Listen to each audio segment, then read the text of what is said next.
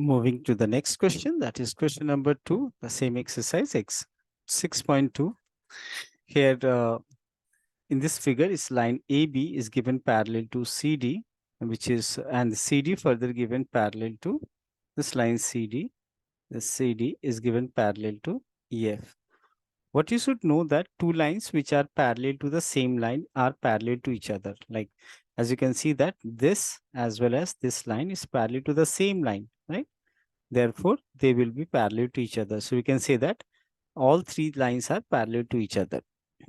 Further, we know the ratio of this angle y and z, right? This is angle y and this is angle z, right?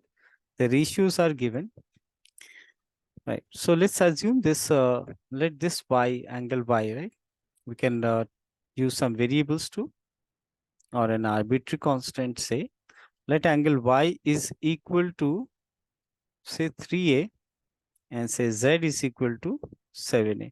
Well, most of the student has this tendency of writing these in terms of x, right? They generally write y is equal to, let y is equal to, right, 3x and say z is equal to 7x. We shouldn't do that because we should introduce a variable in the question which is not there.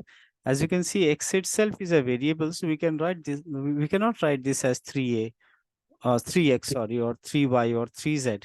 You can use or introduce any variable which is not mentioned here, right? So we cannot take x, y, or z as the variable.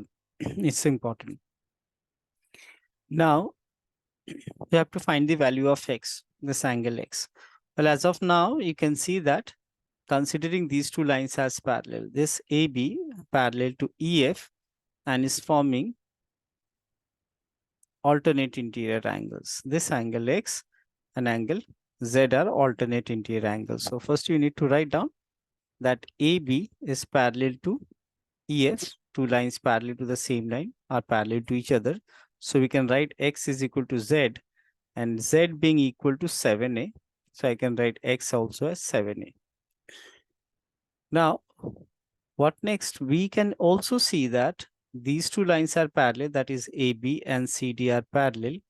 And these two, that is the x and z, are interior angles on the same side of the transversal, isn't it? This x and y are on the same side of the transversal. And when lines are parallel, the interior angles on the same side of the transversal are supplementary, right? So we should write first AB being parallel to CD. It implies that is x plus y is equal to 180 degree. And thus you can write co-interior angles or interior angles on the same side of the transversal. Replace this x with 7a. This is given as 7a and the y is 3a. This is 3a is equal to 180 degree. So that is 10a is equal to 180 degree. This is 10. So a is equal to 180 divided by 10, that is 18 degree. Once we get the value of a, right, this is a is what we got. We have to find x, and x from here you can see it is 7 times a. So right, angle x is equal to 7 times a, and a is 18 degree. So that is equal to 8 into 7, that is 56, and 7 into 1 is 7 plus 5, that is 126 degree. So this is our final answer, x is equal to 26 degree.